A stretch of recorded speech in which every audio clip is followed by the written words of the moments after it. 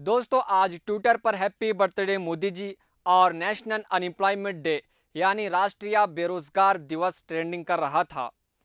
Happy birthday Modi ji पर 5 लाख से ज़्यादा लोगों ने ट्वीट किया और वहीं दूसरी जानिब नेशनल अनएम्प्लॉयमेंट डे पर 10 लाख से ज़्यादा लोगों ने ट्वीट किया। इससे यह अंदाज़ा लगाया जा सकता है कि देश के नौजवान बेरोजगारी पर अपने गुस्से का इजहार ट्विटर पर जाहिर करते हुए देखे जा सकते हैं, क्योंकि नरेंद्र मोदी ने 2 करोड़ रोजगार देने का वादा किया था। यह वादा भी बाकी वादों की तरह झूठ साबित हुआ। आज की खास नज़र में नज़र डालते हैं अनएम्प्लॉयमेंट के डाटा पर। CMIE centre for monitoring Indian economy के मुताबिक 1.9 करोड़ लोगों ने लॉकडाउन के दौरान अपनी नौकरी खो दी।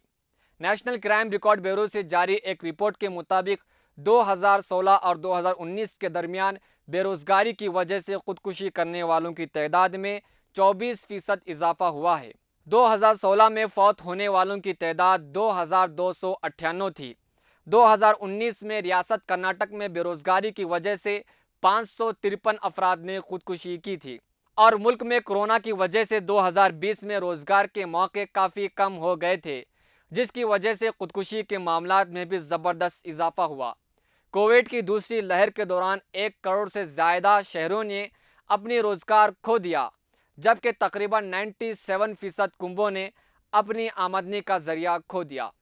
भारत में मईशत और रोजगार से मुतालिक इदारा centre for monitoring Indian economy ने अपनी एक ताज़ा रिपोर्ट में कहा है कि कोविड-19 की दूसरी लहर के नतीजे में लॉकडाउन के सबब सिर्फ अप्रैल के महीने में 23 मिलियन से ज़ायद अफराद रोजगार से महरूम हो गए और जुलाई में 32 लाख अफराद ने नौकरी से हाथ धो बैठे। मरकजी हुकूमत में रोजगार के मौके फराहम करने के लिए कई इकदाम किए गए हैं, जैसे प्रधानमंत्री गरीब कल्याण योजना, आत्मनिर्भर भारत वगैरह, लेकिन हुकूमत बेरोजगारी रोकने में नाकाम साबित हुई है, जिसकी वजह से नौजवान संगीन हालात से दो चार हैं।